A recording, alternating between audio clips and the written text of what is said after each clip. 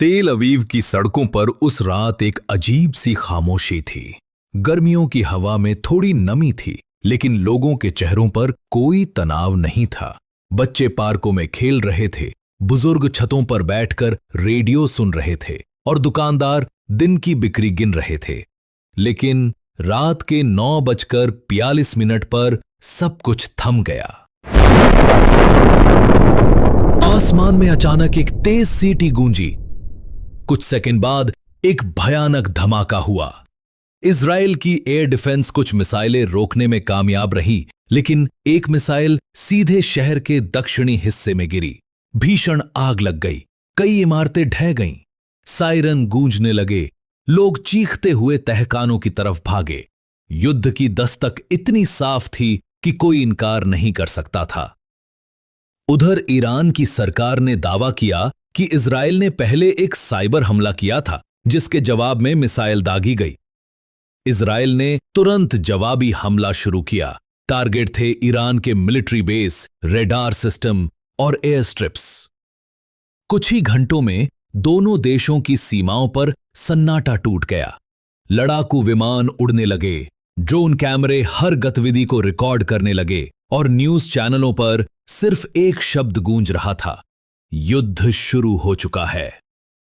और इस आग के बीच दो मासूम जिंदगियां थीं, यूसुफ और अरीना।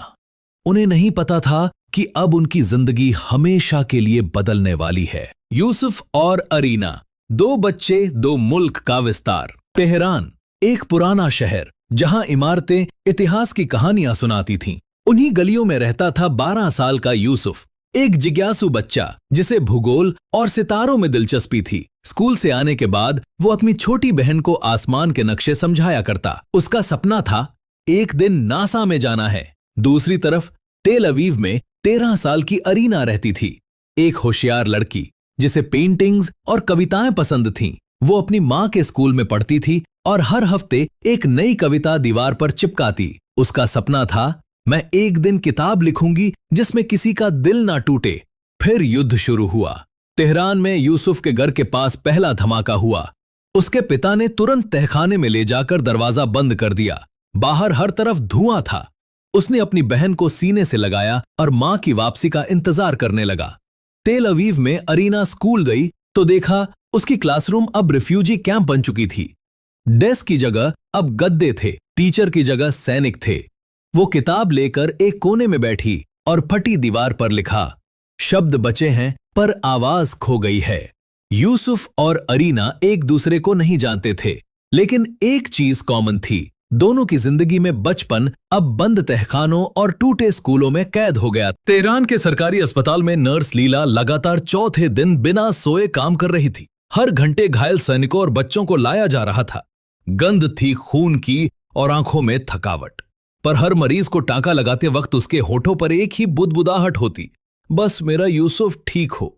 दूसरी तरफ तेल अवीव के शेल्टर में टीचर नूरा अब मां कम राहत कर्मी ज्यादा बन चुकी थी। वो बच्चों को ढाढ़स बंधाती, पानी बांटती और लोगों की लिस्ट बनाती कि कौन कौन जिंदा है। लेकिन हर लिस्ट में उसकी आंखें सिर्फ एक नाम ढूंढती, अरीना। युद्ध का कोई मजहब नहीं होता। न लीला को याद था कि सामने वाला कौन है, न नूरा को फर्क पड़ता था कि मिसाइल किसने चलाई। एक मां के लिए सिर्फ एक चीज मायने रखती है, बच्चा जिंदा हो। लीला ने एक रात शेल्टर में बैठे बैठे चुपके से कुरान की आयत पढ़ी, हाथ उठाए और कहा, या खुदा, मुझे नहीं चाहिए अमन न इनाम, बस मेरा बेटा जिए।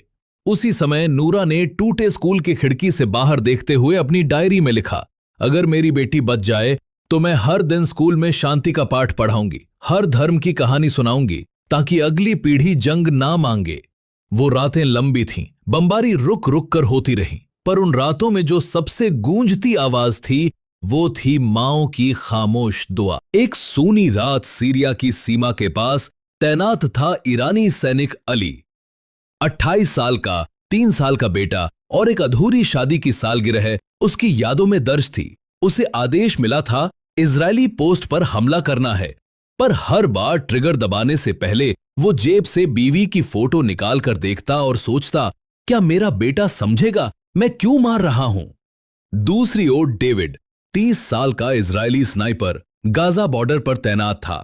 उसे रात को रिपोर्ट मिली, दुश्मन की मूवमेंट है, रेडी रहो। पर उसकी आंखें थर्मल कैमरे से ज्यादा फोन की स्क्रीन पर टिकी थीं। वहां उसकी बीमार मां की तस्वीर थी।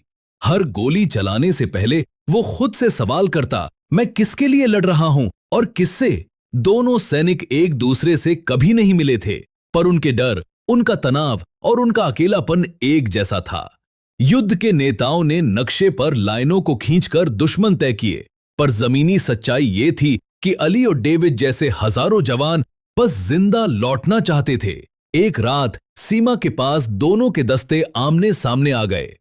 गोलियां चलीं, ग्रेनेड फटे, पर अली और डेविड ने निशाना चूकने की कोशिश की। कोई नहीं मरा उस रात। शायद इंसानियत ने पल भर के लिए हथियार थाम लिए थे। सुबह रेडियो पर फिर नया आदेश आया, आगे बढ़ो। और फिर दोनों सैनिकों ने फटी जेब में से अपनी पत्नी की तस्वीर निकाली और वही पुराना सवाल फिर उठा, क्या मैं सही कर रहा हूं?